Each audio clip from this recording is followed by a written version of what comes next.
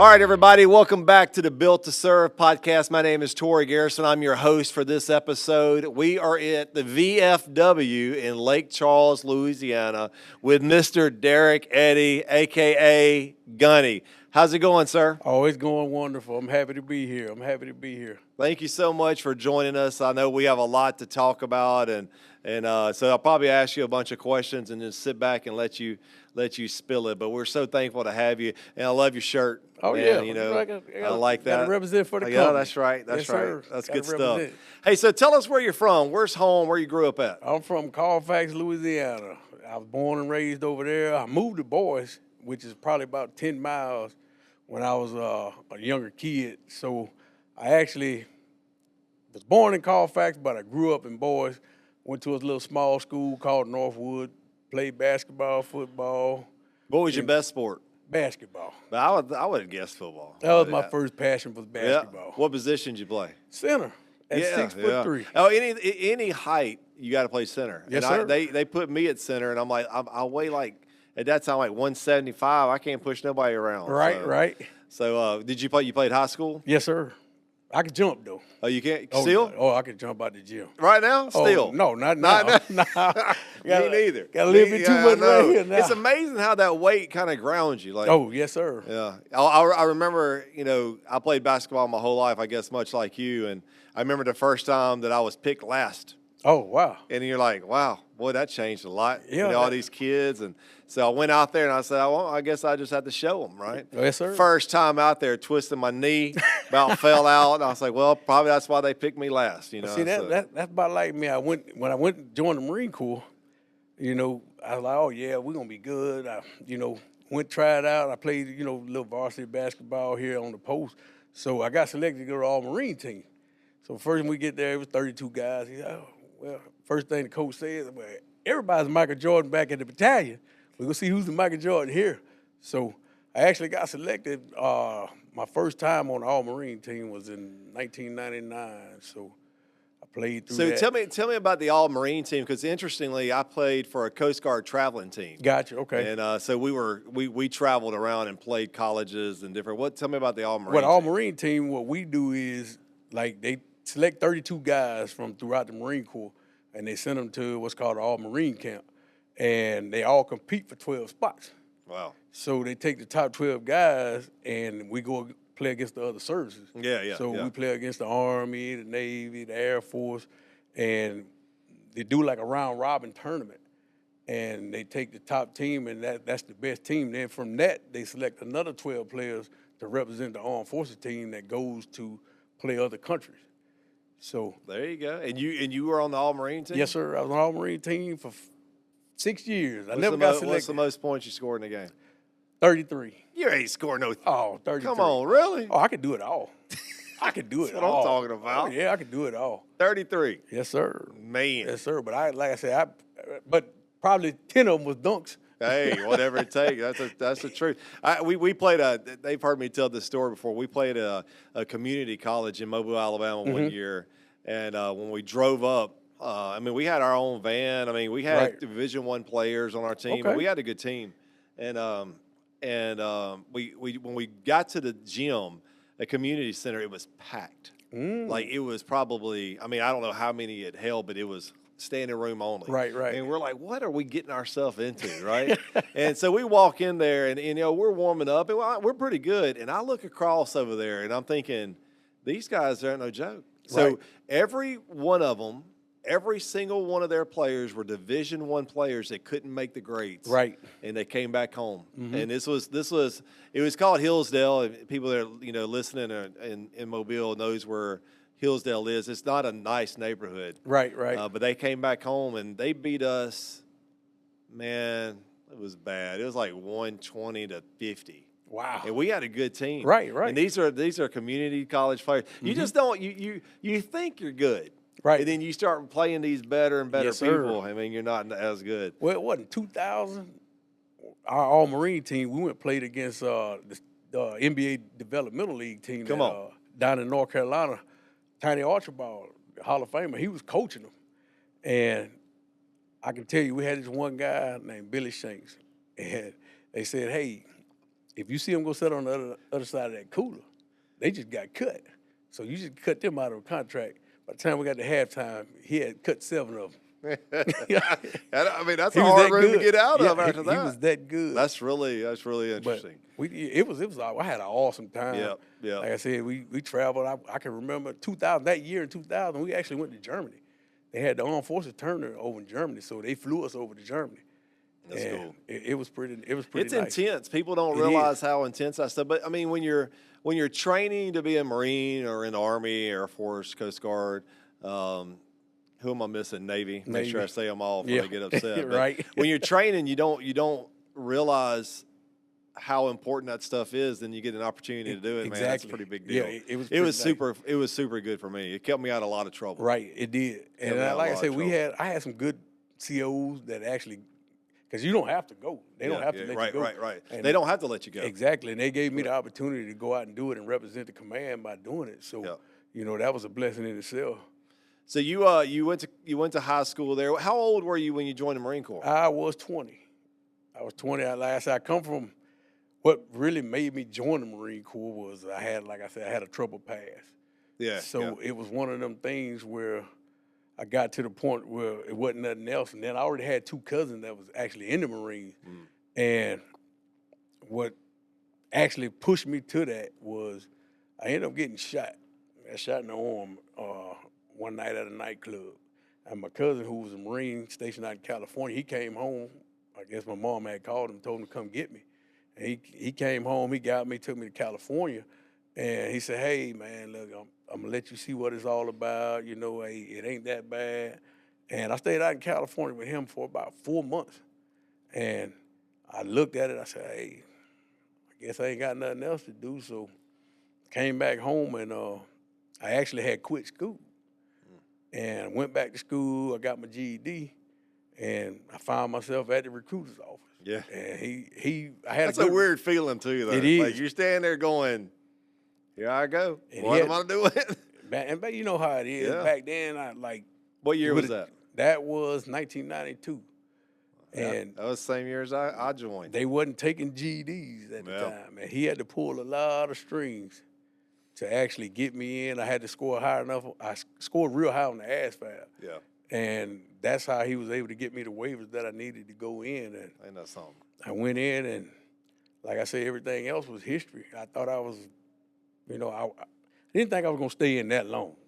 Man, if you were saying you went out to California, if you said I went out to California to Bel Air, I was thinking that was going to be a Will Smith TV show or something. No, sir. It was close. It was Camp Pendleton. Well, it's a little different for sure. But you got, listen, man, it's a question that I have to ask all Marines. But when did you eat your first crayon? Like, was that pretty early on? Well, I haven't ate one yet. I'm still waiting to eat. They say they're pretty good. What is this dude doing? They say he's going to cut that piece out. They say they're pretty good, but I haven't had the opportunity yet. That's really good stuff. Hey, listen, there's not a single person in the military that don't have crazy respect for Marines. It's just it's the top. It But really we is. all got our sayings. Like the Army. That stands for ain't ready to be a Marine yet. But we still working on it. Hey, Favre's over there cringing, but he's right. He knows. We all make mistakes. Tips of the spear. Tips of the spear. Marine Corps and the Army. Tips of the spear. Well, that's fine. We all love each other. That's fine. We all love each other. We need each other. You need the thunder from above. Y'all always calling in. Hey, I read this the other day, and this is again, this is how this whole thing will go. So the largest Air Force in the world is the United States Air Force. Mm-hmm. The second largest Air Force in the world is the U.S. Navy. Yep. I never even knew that. So we have this, and the Navy has the second most aircraft. Yes, sir. Than anybody else in the world. Yep. That is weird. We have a lot of aircraft. But I can honestly say the only person that's self-sustained is the Army. I agree with you. The Army they have everything. I wouldn't say too much good about them because Favre starts getting a big head over there. But but we all need each other. Yeah, that's true. I can promise you that because that is true. We had to rely on each other over there in that dirt and that sand. I understand. No, I get it. I spent 3 years underway sea time in the Coast Guard, and That was enough for me. But all right, so you got into the Marines in '92, which is interesting. So how old were you in '92 again? 19. So I was 17 in '92, and I joined at 17. So Gotcha. my mom had to go with me and all that kind of stuff. But it was a different. So you went to boot camp in '92? Yes, sir. But it was different. A lot It was different. different back then. Yeah, a lot different. I tell them I went to the Coast Guard boot camp in Cape May, New Jersey, in probably 2010, about 17 years after I went in. And, like, people were walking around looking at me. They wasn't walking in line. I'm like, Right. what in the world is going on here, man? Times change. Times changed. Times for change. sure. Stress So you went to boot camp. Tell me about boot camp. Tell me about all right, you went out to California, got your life straight. Yes, sir. Come back, stand in the recruiter's office thinking, what in the world I'm doing, and you sign your name. How fast or how quick after you signed did you go to boot camp? 2 months. Oh, you quick. Quick. I told him to get me out of there because, Yeah. like I said, at the time, I didn't have the right mindset. Yeah, understood. And I needed discipline. Yep. I needed structure. And I already had 2 kids.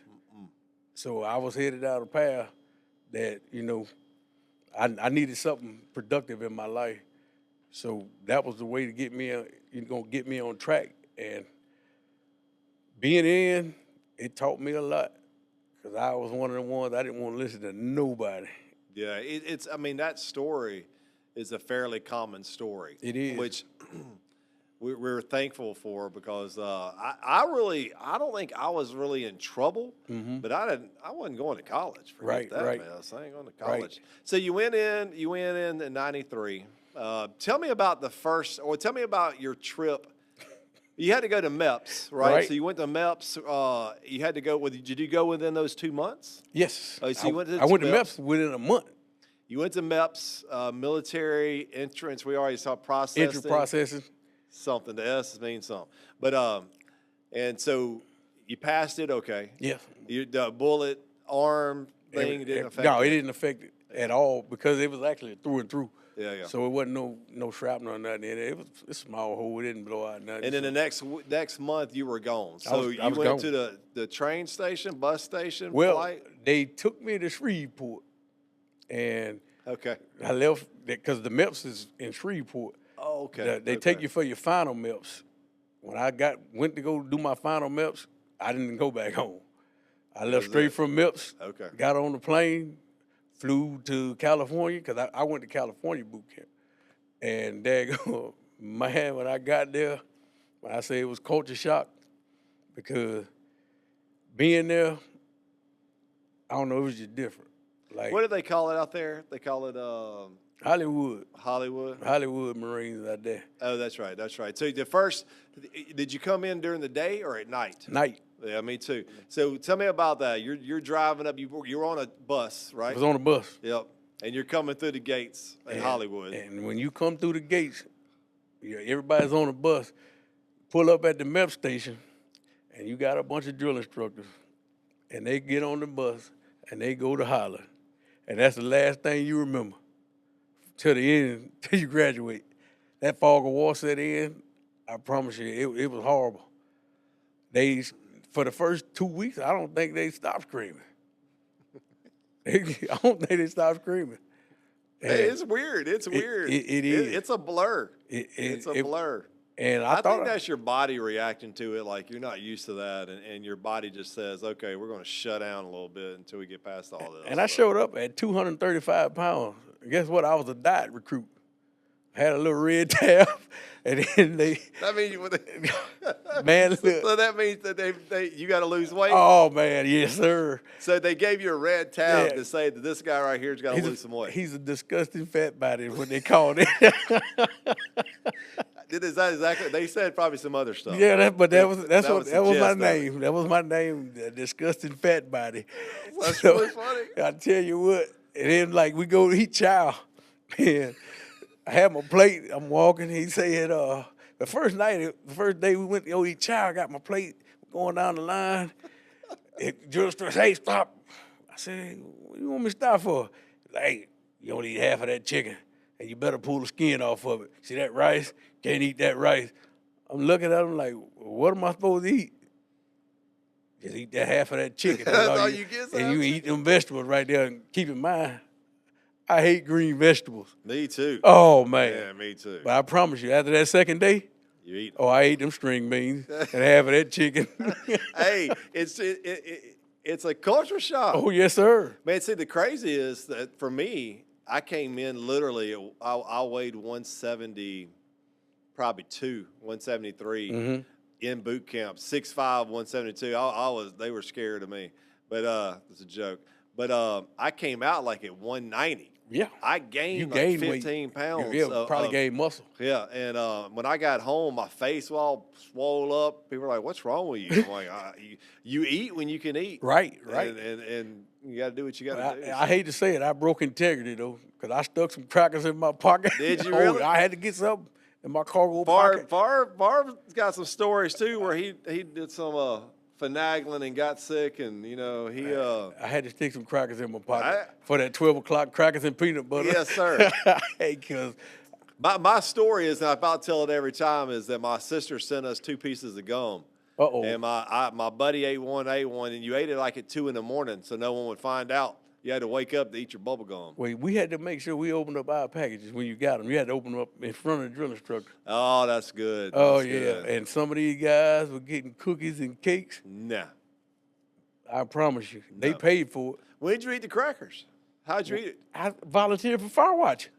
That's what I'm talking about. I volunteered for Me fire too. watch. Hey, look, Me too. I'll take it. Drill instructor, hey, I'll take That's good second stuff. shift so I can get them crackers out of my pocket and eat them crackers because, Hey, brother, I don't was you hurt. wish the only thing you had to worry about in the world today was a couple packs of crackers? Like, Exactly. I mean, Exactly. if that's the only thing we had to worry about, we'd be doing Life pretty would be good. life would be Yeah, wonderful. it would be. It But would back be then, wonderful. them crackers made a big difference. I mean, so I was in ceremonial detail, and we tell this story where we would sneak a Coke. There was a Coke machine. So we would have people posted up at every door watching. Oh, yeah. And you'd go get you a Coke and you would guzzle it, man. I mean, I'm talking about it's the greatest taste ever. Those crackers probably the best thing you ever ate. Oh, most definitely. After those beans. Oh, man. Them green beans, they were horrible. So how long was boot camp? Boot camp for us was 13 weeks. Good gracious, that's a long time. Ours was not that long. 13 weeks. How long was yours, Favre? Was it 8 weeks or? All total is 11 weeks, but 9 weeks of basic, 2 weeks of processing. Yeah, we don't get no processing. That's 13 weeks. Straight up at it, right? Straight act right. So what point did you come up to breathe at boot camp where you looked around and you're like, all right. At about week 12. Good gracious, you were out. At about week 12, honestly, because it's a lot more stress, especially when you're a diet guy. Because like, I'm just being honest, because like They keep looking at you with that red shirt on. Oh man, And you had that red tab on. Yes, diet sir. guy. Oh. What would you call it? A disgusting fat body. That's horrible. And like every day, I'm talking about like the end of the day, we be in formation, and you know what he gonna say, drill instructor? Hey, give all my disgusting fat bodies up here. Y'all get on the quarter deck. And I honestly think they was like, oh yeah, we only IT y'all for 5 minutes. 5 minutes felt like three, Yeah, it did. like 3 hours. Yeah, it did.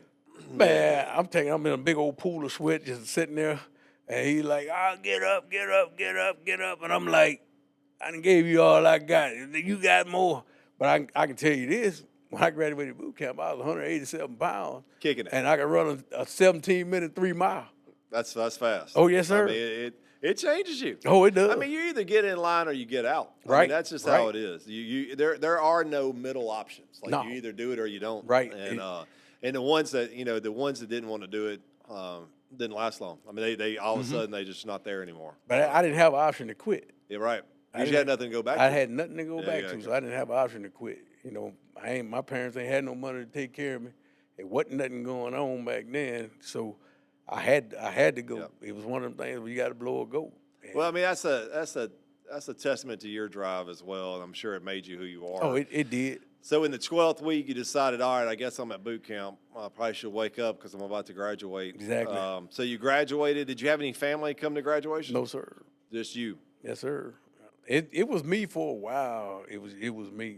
You know, Can you still wear your cover? I can.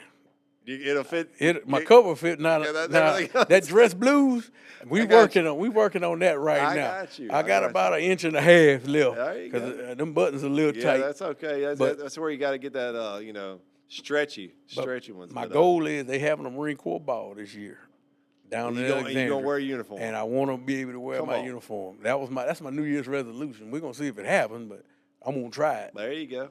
I'm gonna do my it's great best. to have a goal. Oh yeah, got to. It's great to have a goal. So 12th week, all right, 13th week you graduate. Do you come back home for R&R? No, sir. Straight to MCT. Okay, and where was that? Out in California, Camp Pendleton. So you went from Hollywood to Pendleton. Right down the street. Boy, Right I bet down the street. That was horrible. It wasn't far at all. We got them on a bus. So what was your MOS like? Well, I started out as an infantry leader, and then I moved over to, because I had a little thing going on, I moved over to communication. So. Tell me about the communications then. What did that entail? Walking with a radio. That's it? That's it. I used to have a G.I. Joe man that was the radio man. With a radio, that's all it is. So in the field, does a radio man stay near leadership? Is that kind of what you did? Yeah, you got a 10-foot whip and you're a big target. Yeah. Oh, yeah. That's all it is. You're 6'3" with a 10-foot whip, so that's a 13-foot target. Well, 16-foot target. Yeah, that's not good. That's not good. Did you stay in communications the rest of your time in? Pretty much. Like I said, I moved around because, one good thing about the Marine Corps, they give you different opportunities, different jobs. Yeah. So you may be at a unit as a communicator, but you may be a platoon leader, and you'll never touch a radio. You know, it's one of them things you get a lot of opportunity to move around. So with me, I said I went through boot camp, did my little duty station and stuff like that, but I started meeting people. Like I can remember Sergeant Major Britt. Yeah. He's retired now, and I was telling Mike earlier, he made such a lasting impact on me in the military because I went through a phase to where I didn't want to be in the Marine Corps no more. And I pretty much said, hey, look, I'm done. I'm gonna retire as a staff sergeant. I'm done with it, And like I said, I was telling Mike that he seen more of me than I seen in myself. Yeah. And he kind of pulled me to the side and, hey, man, look, I know you. I know your capabilities. I know what you can do. I need you to do this. And he started putting me in the positions to where those positions is, hey, look, you can excel here. This is what you need to do to excel. And, man, till this day, I respect him. I love him as a brother. And it ain't no one else throughout my Marine Corps career, in the 22 years I was in there, that made an impression on me like that. I think that's a good thing to remember, too. You just needed a break. I did. You needed one person to believe in you. And we have people, and then we'll get to it here in a little bit, at Performance Contractors, that they just need somebody to believe in them and somebody to give them a shot. Mm-hmm.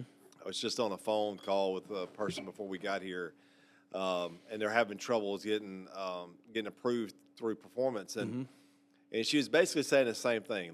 We just need a break. We need a shot, and we'll prove it, from there. So I just think people have a lot more desire and drive when they see that someone cares about them. Exactly, and that's since I've been with Performance, it's been the same way. Like I said, the opportunities that I've had since I've been with this company has been unreal. It's good to hear. And I'm not just saying this because we're on this podcast. I tell people this all the time.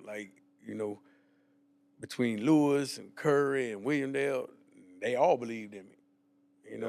And Lewis, he'll tell anybody, if I got Gunny there, I ain't worried about nothing. I already know he gonna make it happen.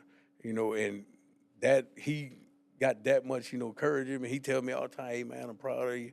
I appreciate the job you're doing. Curry do the same thing. He pulled me to say, hey Gunny, man, I appreciate the job you're doing. I hear good things about you. And that's what, even as men, that's what we forget a lot of times, that, hey, I need a pat on the back too. It don't matter that, hey, I'm 52 years old. I need a pat on the back too, And yeah, I think you're exactly right. I think it goes back to treating others the way you want to be treated, which that's probably a whole nother discussion. But I just know for a fact that everybody needs a break every once in a while. Yes, sir. Somebody to go to bat for them, somebody to help them out, somebody to encourage them. And I think it's really important for us to be those people as well. Right. So when you you left the you went to your school after boot camp. Now, where did you go after school, and where was your first? Well, after I left boot camp, went to MCT. Left MCT, went to 29 Palms. Out of 29 Palms, I actually went to the communication school out of 29 Palms. I got you. After I finished communication school at 29 Palms, I left there, and they gave me 7 days back at the house. I was ready to go in 3 because it's different. It is. And after them 7 days, I got on a plane, and being from Little Colfax, flew over to Japan, mainland Japan. Let's go back real quick before we get too far away from that. Let's talk real quick about the difference in coming home after military and before military. Like, I found it really interesting that, like, you had seemed to have progressed mentally, Yes, sir. physically, emotionally, 10 years past the people that you left here. As in, I'm talking about people that were still in school or left at school. How did it feel coming home with those 7 days? Did you feel the same way? It actually felt real good because I felt like I had accomplished something. And when you feel like that, you tend to start separating yourself. And that was my thing. I started separating myself from people that wasn't going on my journey. If you got some guys that's going in the same direction as you, That's right. then that's one thing. But if you got some guys that's treading water, what's the point of being with them? And that was my whole thing. Was I knew for a fact that I wasn't gonna be there. I knew I had orders to Okinawa, Japan. I knew I was gonna be gone for at least a year, and it was just one of them things where I had to separate myself and rely on myself and have the strength in myself to know that I can do anything. Because I knew, hey, I had already looked it up. Japan was a long way. Wasn't nobody calling. You can't see it on the map. You got to turn the map over. And then It's a long ways. And when you look at it, how many letters you got when I was in boot camp? That's how I looked at it. How many of you guys actually wrote me when I was in boot camp? Yeah. How many of you guys actually wrote me when I really needed you? I didn't get no letters from you guys. You didn't write me. You wasn't thinking about me the whole time I was gone. So what's the point? So I started to focus more on my family and what was important to me. And that was important to me, making sure that my family believed in me. And everybody they was happy, even though they couldn't afford to be at my graduation. I knew in their heart that they wanted to be there. So that's what I started to focus on. Hey, these are the people that I rely on. These are the people that are relying on me. So I kind of left all that behind. Yeah.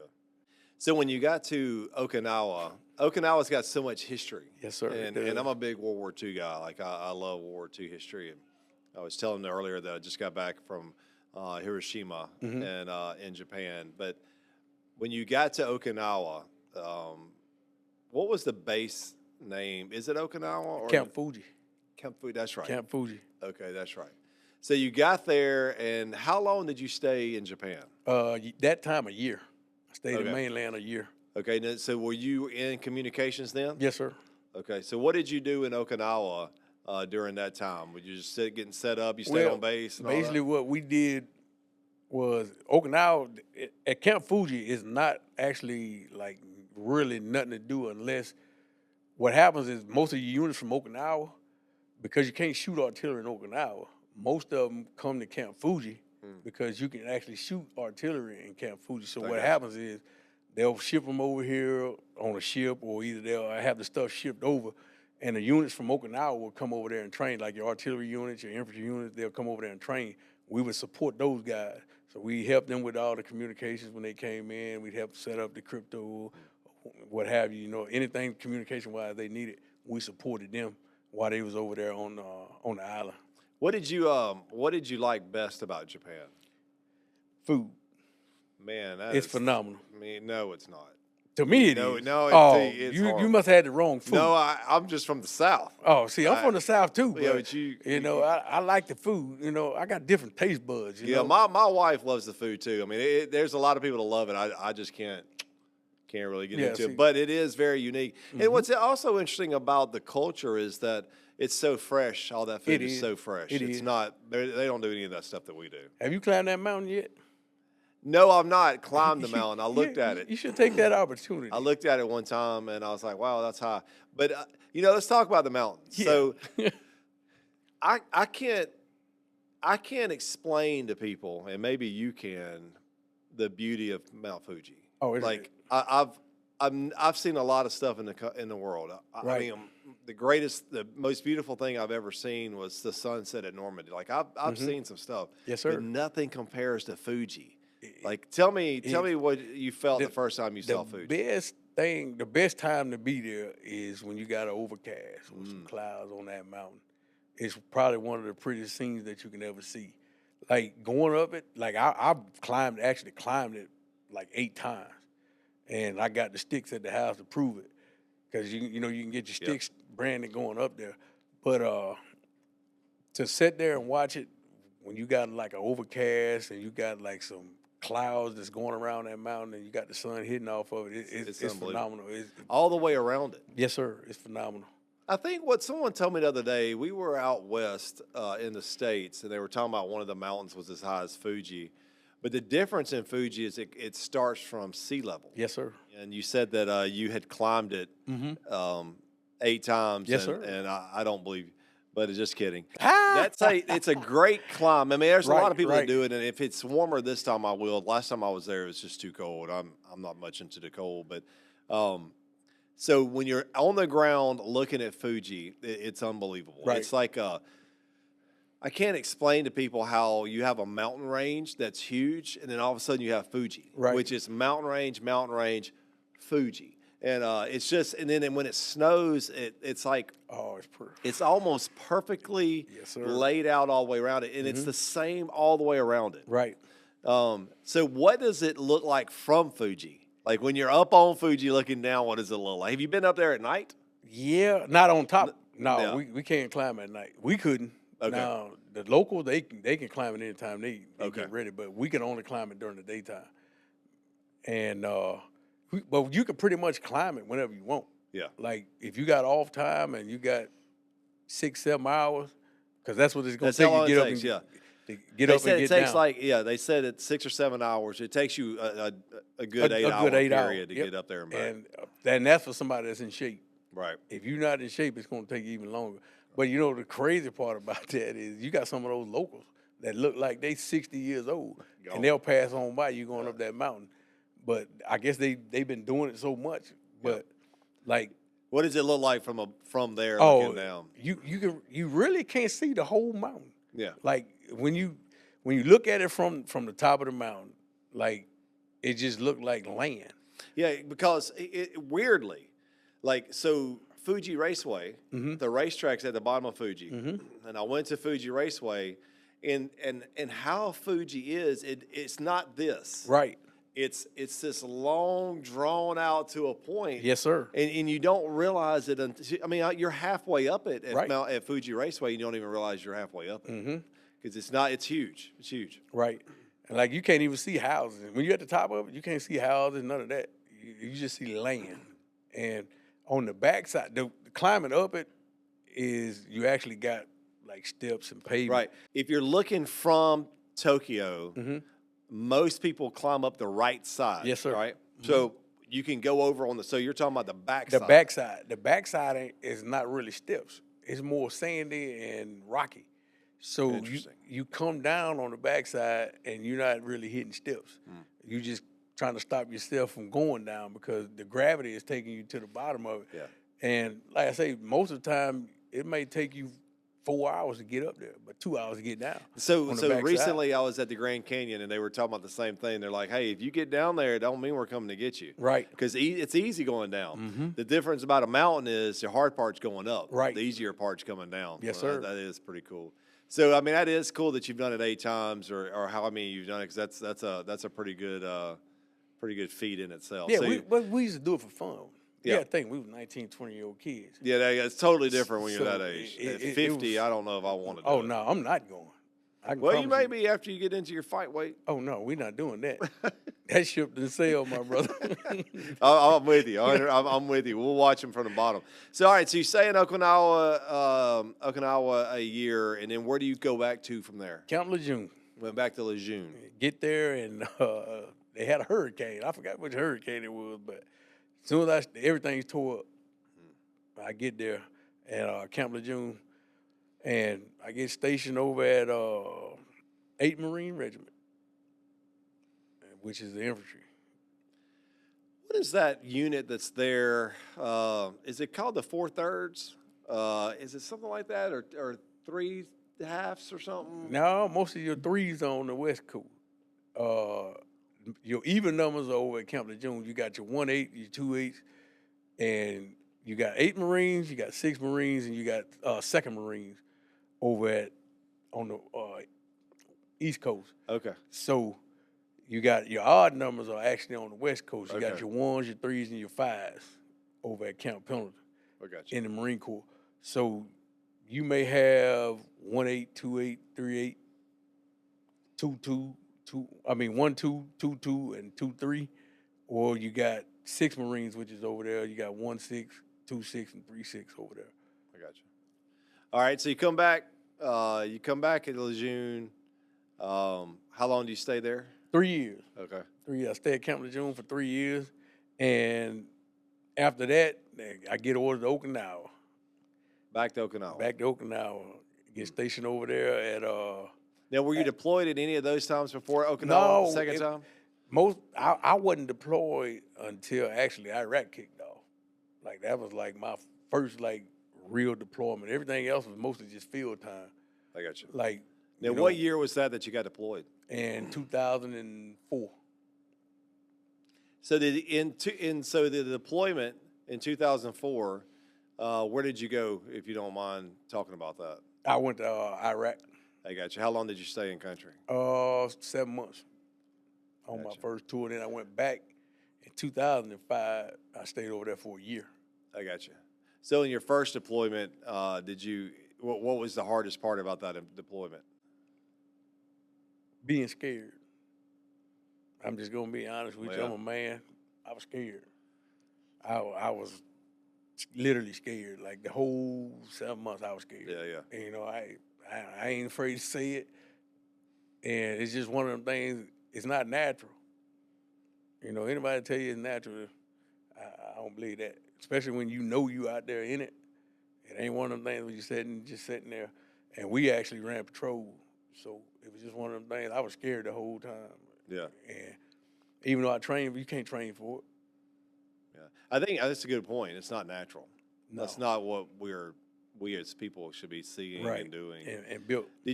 Were you on patrols a lot there? Yes, sir. The first time? Mm-hmm. Second time too, we did security detail the second time. So, like I said, it ain't something that I want to do again, but if I had to do it, Right. that was my job. You know, Right. that was life. So, you know, you pull your pants up and you go do it. You know, How many patrols do you think you would do in a week? oh, we was pretty much patrolling every day. Really?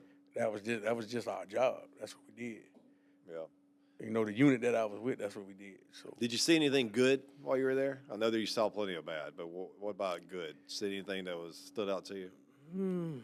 Well, the good thing that I did, we all got closer. Like the guys that we had in our unit, that was one of the good things. You know, we had a brotherhood, Right. but when that brotherhood, and you got to depend on that next person, that brotherhood becomes real tight. Did You you? I mean, yeah, that's a really good point. Just the brotherhood. Did you?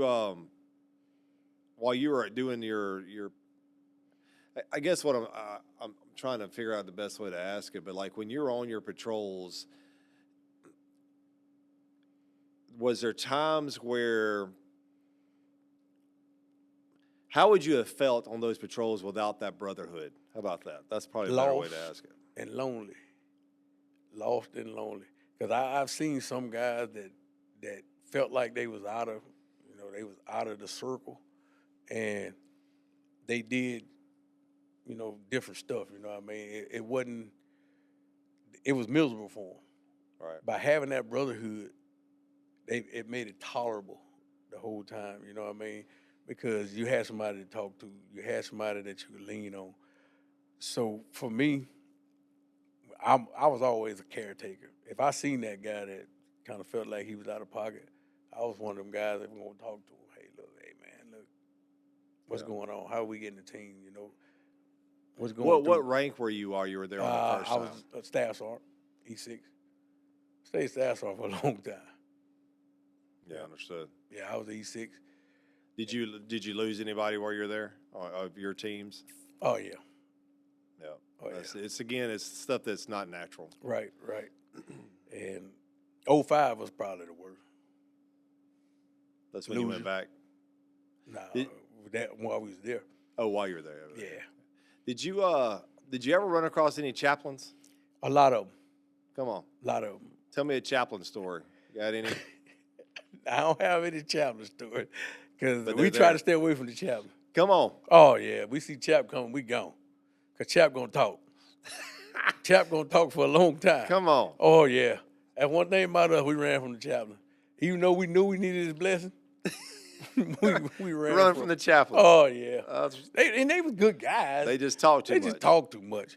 That's too funny. Especially for us, we supposed to be manly men out there, You can't be talking to a chaplain. Yeah, Chap want to have a conversation about Life. Life.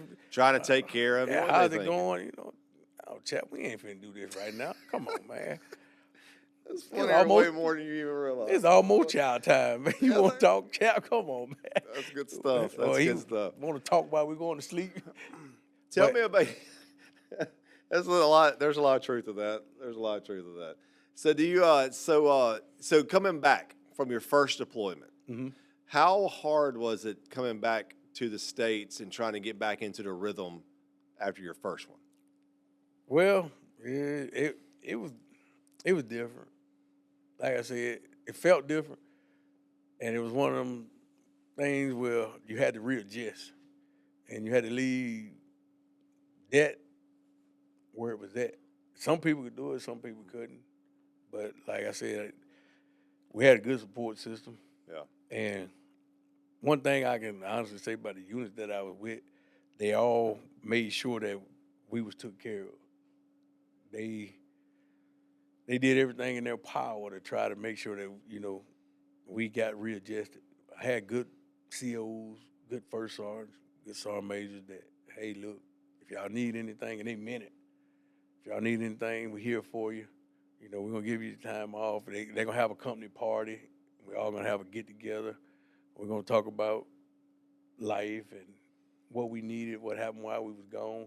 So it was one of them things where we actually had, some people didn't have it, but we actually had a good support system. Was the chaplain invited to the party? Yeah, he was. I talked to him back there in the rear. He can get all the time he wants. Because one thing about it, you go to Chap. Hey, Chap can get you out of work. Oh, I know. Yeah, Chap, a good man to have in your back pocket. That's funny stuff. That's right for there. sure. There's so much more truth to that. So when you got back, how long was it? So what did you? So you got back integrated into what you were doing with your unit? I guess after a few weeks or whatever. So Yes, sir. how long were you home during this run before you had to go back? 5 months. You came home for 5 months and you got deployed again? Yeah, because I went from the battalion to the regiment, which was within. I was with 1-8, and then I got sent up to the battalion. The regiment actually, not the battalion, the regiment. The regiment actually deployed for a year. So you came back, you were gone for 7 months, come back for 5 months, and then gone for a year. Yes, sir. My goodness. So how was the thought, how did you feel going back the second time? You were scared the first time. I was scared, but I felt a lot better. Because you had seen it. Because I had seen it. Yeah. And most of the guys that I did it with was going back with me. And like I said, we had jail, we had a good crew, and we did a lot of like planning mentally for the second time. You know what to expect. Right. You don't, you taught to expect the unexpected. Right. At that point, because that on the first rip, you don't know. If it's your first time touching down in theater, you don't know. Did you lose some people on the second one as well? I lost more on the second one. Yeah. And it wasn't physically my guys, but it was guys that People was that within you the knew. unit, that I knew, most definitely. And like I said, in 05, I can remember the incident, and that's all we're gonna say. It was an incident in June, where we lost a bunch of females. That's what really hit home. That's what really hit home because, like I said, I got a daughter. Yeah, right. And when you deployed like that, those female Marines are like your kids, especially when they're young. And that really hit home for me, and it does every year. Around that time, it does every year. It hit home. So, I'll never be the same. It's just one of them things. But I deal with it. I cope with it. I think people, and maybe you can expound on this a little bit. I think people can understand losing people. I think we as humans can understand losing a loved one. Mm-hmm. I think what people can't understand is the way you lose them, Right. and how that affects you for forever. Yes, sir. If you lose a mother, or father, or grandfather, or grandmother from older age, and it's just time for them to go, that's one way. Exactly. But when you see someone one day, Mm-hmm. and they're killed in battle, Yes, sir. and you don't see them the second day, Right. that's totally different. Exactly. It's the way.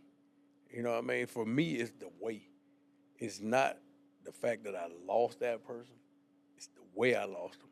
For me, you know what I mean? Because when we're there and you in it with that person, you feel like, especially as a man, you're there to protect them. Right. And we're by nature just protectors. Right. And it really hits home, more with a female Marine than it will a male Marine. I'm just being, I ain't sexist So it's just or none of that. It's the protector the instinct, side of it. It's the instinct side of it. So that's the part that really, weigh on me. And hey, it happened. I deal with it. I know we all signed up for it. All right. But it still don't make it no better. Yeah, that's understood. I kind of compare that to the people that I've lost from suicide, Yes, sir. and where someone dies of old age, and we say old age, but that's just Right. because we don't know how to explain it. Someone dies from a car wreck. Yes, sir. It's just different when it's battle or suicide. Right. And I think unless you've seen that or felt that, it's really hard to understand it. Mm-hmm. And I haven't lost someone in war. But I've lost friends and people that I'm acquainted to through suicide. Right. Have you lost anybody that you know of since you've gotten back from suicide? What? Not suicide. I've lost from. Actually, lost a buddy about 6 months ago from cancer, and me and this guy was roommates. Bobby Clark. Me and Bobby was roommates at my first Camp of June. He was 6 months older than me, and I lost him to cancer. And I'm like, man, you 50. You know what I mean? Yeah, you're my age. You my age. Yeah, right. How can that happen? This guy put in 30 years in the Marine Corps. 30 years. And he only got to enjoy 5 of them. He was only retired for 5 years. You make it 30 years in the Marine Corps, and you get out 5 and die of cancer. And died of cancer. That's pitiful. You can't blame anybody about it because as I got older and after I got back, my thing was our days are numbered. They really are. And I can't, whatever he do. Yeah. You should have talked to that chaplain more. Yeah. Always trying to shun them. Yeah. Hey, so you get back the second You must be time. a chaplain. I am a chaplain. Oh, okay. Hey, and I am now. Now I know why Chaplain people Charlie run. over here. That's why people run from me now when they see me. Now I know. Oh, yeah. I'm not going to talk. I just want to say, hey, we know, Chaplain, get out of here. So you get back. How long? So you retired at 20. Mm-hmm. Mm-hmm. Again, thank you for your service, man. Yeah, That's and you pretty as awesome. well. Well, that's pretty awesome. I ain't got there yet, but thank you. It's coming. Well, so tell me what let's talk about the transition out of the military first, because that's a big one. Favre and I talk a lot about that, and we talk to a lot of people about that. Right. Tell us how that affected you from the transition out. And I can tell you, I'm one of them guys that it affected tremendously. I retired from the Marine Corps in 2016, and from that point on, it was a downslide. I went to work at the VA, stayed over at the VA for about 8 months over there working in the travel department. And I started drinking a lot because I missed that camaraderie. I missed them guys. I missed that everyday life that I had and that structure I had in the Marine Corps. So it got to a point to where I was probably drinking 6/5 of Kvasse a day. And I wasn't even worried about the money that I was spending. I was more focused on just killing the pain. And What would you say the pain was, though? Like, I hear you, and I get it, but for those that are listening, can you explain more about what that pain was? I just didn't have, I didn't, it felt like I didn't have no purpose in life. Felt like I didn't have no purpose at all. So, you used to leading these young guys, you used to training these guys, you used to having that brotherhood, having that camaraderie. I just felt like I didn't have no purpose. I would literally get up in the morning, and my daughter would tell you, I get up in the morning, 8 o'clock in the morning. I'd go sit in my horse trailer. I had living quarters in my horse trailer. And it's been times when I'd have, the fifths, I'd have 3 cases in there with 12 fifths in each one of the cases. I'd go over to Camp Beauregard to the little package store over there, and I'd clean them out. And I'd put them in my horse trailer. I'd get up 8 o'clock in the morning, start drinking straight out of the bottle. And I didn't. You're still here. Exactly. Well, it's not too good for you. But I didn't realize how bad it was getting until my daughter come home from college, and I was sitting in the horse trailer at 11 o'clock. I'm lit. And she basically got me back on track. She said, hey, you need some help. I want my daddy back. That was her words. I want my daddy back. You need some help. That'll get you. And exactly. It gets you. Man, when I say it hit home, man, it really, really hit home. I don't, it goes back to, again, you don't understand it. I was speaking to an 06 the other day about when he retires, well, he's about to retire, when he retires, will he lose his identity? And he had a bunch of good answers, but most people lose their identity because you are so much tied to being a Marine. Yes, sir. And I think that's why the phrase "once a Marine, always a Marine" I think was created, because you feel like you've lost your identity. Right. But you will find it, and honestly, I found mine back in turnarounds. Because people don't realize how similar turnarounds is to being in the military. I realize them same guys that I'm on that job with for 30 days, I may not see them guys for another 6 months. I may roll to another job, and I'll meet another group of guys, may not see them for another 5 or 6 months. But you still building that bond. Them 30 days and them 45 days you with them individuals. And I got the leadership portion of it back, being in safety, because I get an opportunity again to counsel, to mentor. So that, for me, that was my savior from the Marine Corps. So I get an opportunity to do the same thing I did, just on a different level. I just had to, find that itch for me. Yeah. And being in safety, I found that itch because, like I said, I mentor guys. When I'm on a job, I mentor guys. I'm not that iron fist guy. If I see something that I don't like or something these guys doing, I'm not gonna go and just like go off or nothing like that. Hey, come here. let's have a conversation. What led us to this? Yeah, right. How did we get here? And, you know, those guys seem to respect you a lot more when you respect them. You know, respect is earned. It's just not given. So that's a good segue into performance contractors. So you probably worked at a couple of different places before you came from the military to, Yes, sir. To performance. But tell us about, again, we won't care about all the other companies. I'm just kidding. I'm just kidding. Tell us a little bit about how the transition into performance contractors and you find it at home. You kind of already just kind of hit on it, but tell us how you got involved with performance and where you're doing that. I started off with Coke. I was working with Coke. I worked with Coke for a little while. Then I moved over to Turner, and I finished up a job down at Shell Geismar. And I had been talking to Lewis Schwalford, and he was on a job down at Hackberry. He'd been with Performance for a while. I think it's 16 years now. So I was talking to him about, hey, man, he was telling me how good the company was. I was like, hey, man, can you get me on? He was like, I don't know, man. You know, they kind of particular about, you know, if they don't know you, they're not going to bring you in. So he was like, oh, I'm going to go talk to Williamdale. So he talked to Williamdale. Williamdale, he was the actual safety manager. He was like, hey, if you like him, Lewis, you think he going to do good, bring him in. So I got down there, and first conversation I had with Williamdale, oh, man, I don't know if I'm going to like this guy, Lewis. You know, if you know Williamdale, he real strict about it. And he's like, I don't know if I'm going to like this guy, you know. So went out in the field. He was walking with him. He was like, oh, what do you see? And that's what I love about Williamdale. He teach you. Yeah. He said, hey, what do you see? What do you see wrong? I looked around. I said, oh, that guy there, he doing this. He's like, oh, yeah, you picked that out. He said, come on over here, look at this paperwork. What's wrong with this paperwork? He looking at it. But the whole time I didn't know he was just like that. Yeah. He liked me.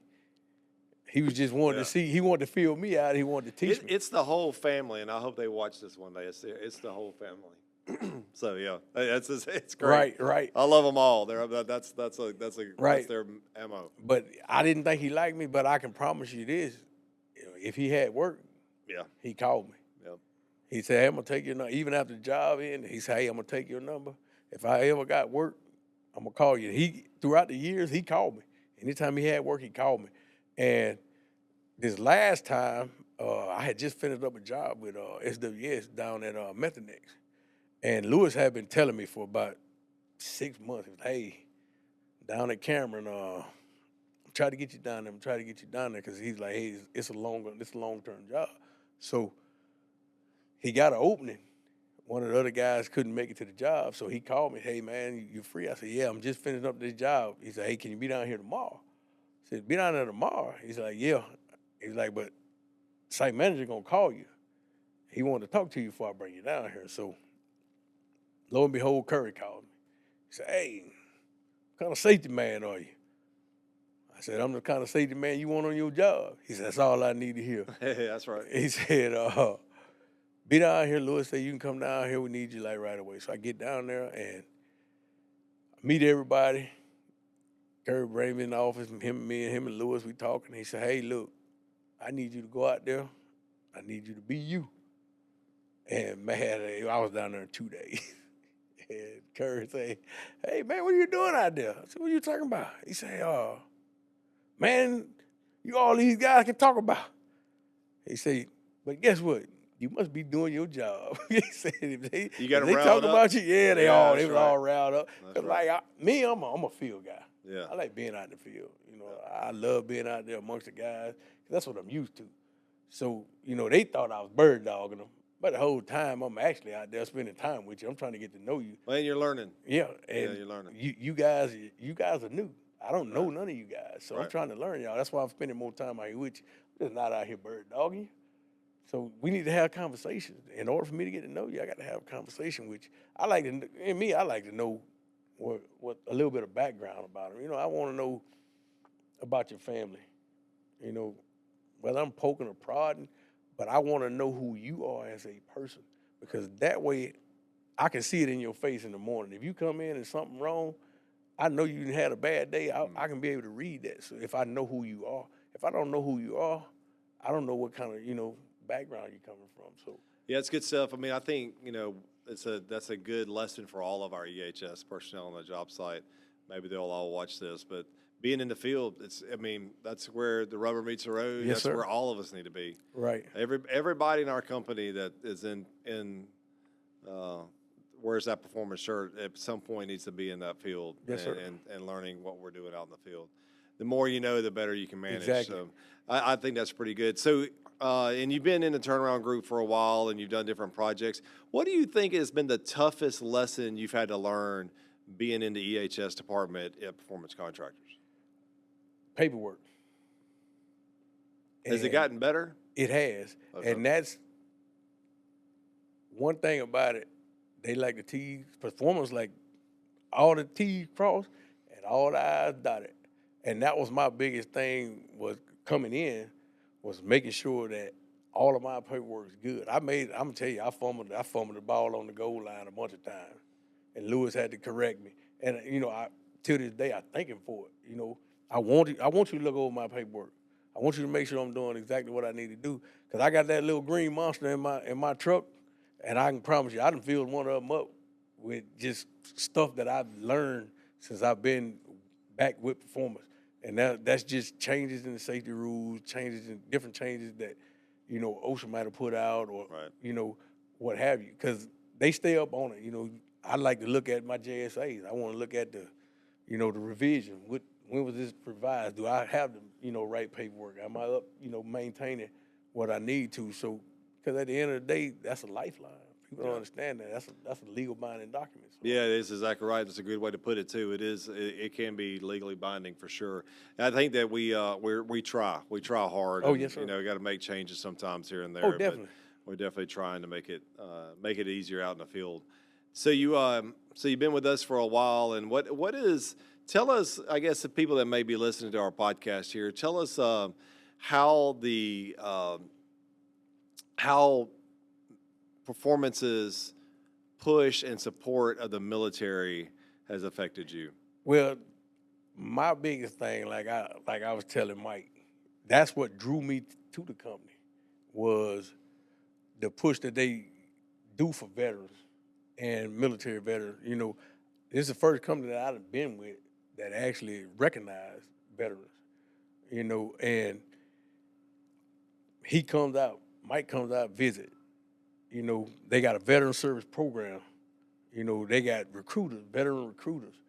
You don't get that with a lot of these other companies. Not at all. They don't push to hire veterans. And even though a veteran may come out of the military, and most of them guys already got structure. Right. They got discipline. They may have got off track, but for the most part, they know how to follow orders. And this company has really, I'm really impressed by it.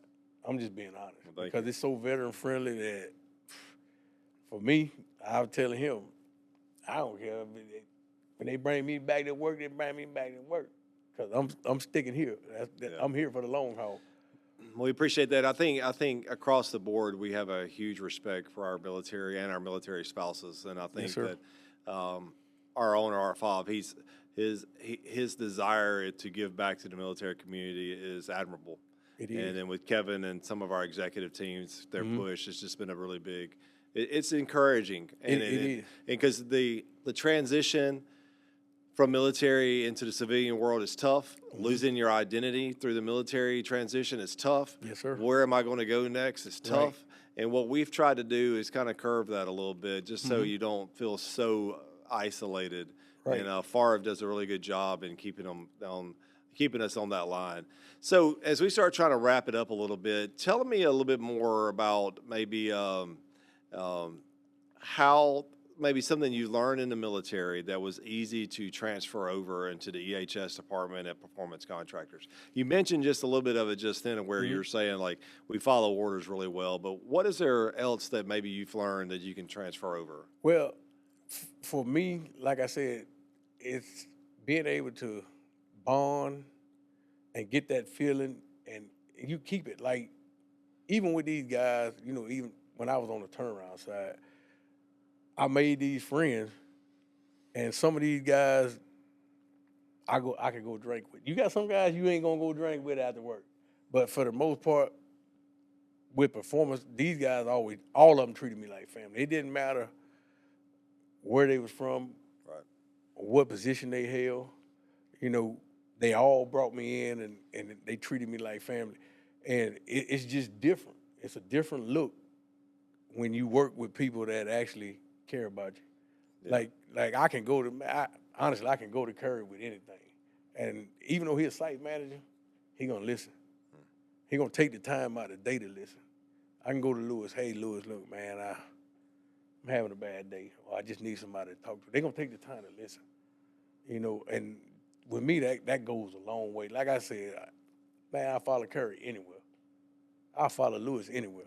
And those are guys that I know I work for. Right. Those are guys I want to be in the fighting hole with. If I had to go to war again, guess what? I want them two guys with me. And that's how I feel about them. Those, I'll never, till I leave here, I'm going to always respect them. I'm going to always be with them. That's just how they built the bond with me. Yeah. Yeah, that's good stuff. I think that that's good to hear. And it's good that you've been treated that way because that's what our desire is. And a lot of times, you know, it may not happen, but that's what we want to happen. We want the veterans to feel like this is home, and that camaraderie that you've lost over time is you can gain it back. Even in our whole industry, you know, like we said a lot with John, Travis, and Farv and I, we talk a lot about introducing people to our industry. And I told the EHS Next class this morning, I was like, the reason why we want to introduce people to our industry is one day we're going to be all working together. It just all comes around, right? It all comes around. But I really want to just wrap up by saying how much I appreciate you. Thank you for your service. Thank you for what you do for the EHS department. Thank you for what you do for Performance Contractors. Yes, and just tremendous respect for you. Any closing words before we wrap it up? Well, with closing words, I would say thank you for having me. Thank you for this opportunity. I really appreciate it, Mike. Thank you for the opportunity. You know, it's been an honor and a privilege to be here. And I look forward to seeing y'all in the future, most definitely. Well, we like to give gifts, and we brought you a couple. Okay. So first of all, I want to kind of present to you our Performance Contractors coin. Yes, sir. Thank you. That's our military coin, and this is actually my personal coin. So I want to give you this one too. Okay, appreciate it. Thank you, Mr. Chaplain. Yep, thank you. Now that you've made fun of chaplains, I'll remember this podcast forever. And again, we just appreciate you. Thank you for taking the time to do so. Yes, sir. And thank you for listening to our podcast today. Thank you for taking the time out of your day to listen and learn a little bit more about the Gunny here. But thanks again, and we'll see you guys again later. Standing by.